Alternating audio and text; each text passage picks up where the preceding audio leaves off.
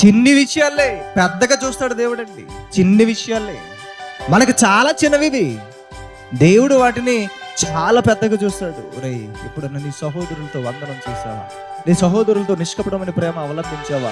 నేను నిష్కపటుని కదా, నేను పరిశుద్ధుడిని కదా, నా ప్రియకుమారుడు మీకోసం బలి ఇచ్చాడు కదా, నా ప్రియకుమారుడు మీకోసం పవిత్ర రక్తాన్ని చిందించాడు కదా, ఆ పవిత్ర రక్తంతో కడగబడిన నీవు, ఆ పవిత్ర రక్తంతో శుద్ధీకరింపబడిన నీవు ఎందుకు మరలా ఎలా బ్రతుకుతావు, ఎందుకు నువ్వు ఇలా అవలంబిస్తావని దేవుడు మనల్ని ప్రశ్నిస్తాడు.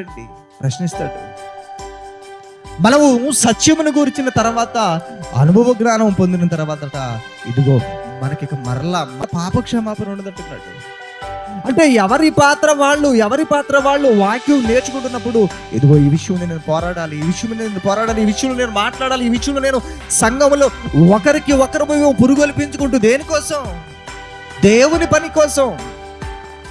అందరము దేవుని ఇంటి వారం అన్నప్పుడు ఇంకా ఏమండి, కలహాలకు, పగలకు, ప్రతీకారాలకు, ఈర్ష్యలకు, ద్వేషాలకు తావెక్కడ ఉంటాయి చెప్పండి?